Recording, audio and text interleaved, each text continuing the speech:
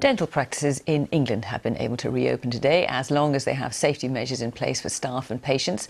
But the British Dental Association says few practices have actually opened their doors, and those that have are only able to offer a fraction of their usual services.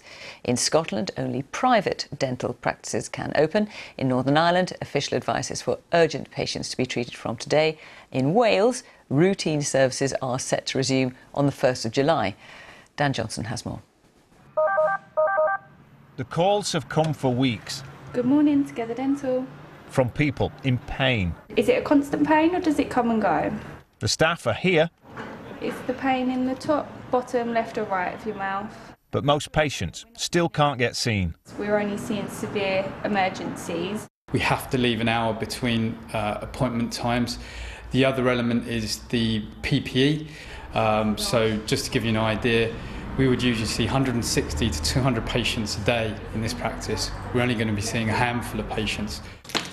Patients like Suzanne turning up at the door have been turned away to treat themselves at home. I've been suffering toothache for quite a few weeks. I contacted the dentist to try and get an appointment for this week, but unfortunately I'm not able to, even though they're open. And if you can get an appointment, this is what you'll see. More protective clothing, changed more often, and more cleaning means extra cost and delay. Mrs. Charlie, please. And up the road in Chelmsford, here's the new open-air waiting room.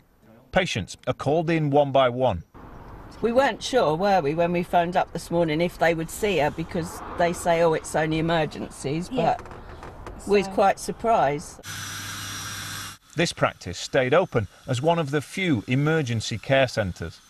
We've had patients in the early days coming from Edinburgh and coming from Hull. Now, hopefully, with more practices opening, they're going to be able to access their own dentist. And we have already seen a drop-off. Because it's nothing like business as usual yet? Oh, no. It's not like a light switch which you can flick it on and flick it off. This is going to be a long, long process. Getting this emergency system up and running took a long time and left a lot of people frustrated.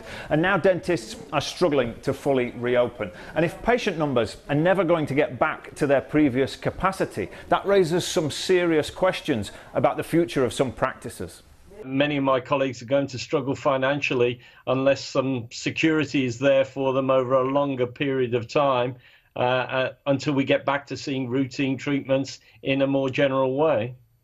We're told more protective equipment is coming, but only a third of England's practices say they can see patients. Access wasn't good before, and it isn't getting any easier. Dan Johnson, BBC News, Essex.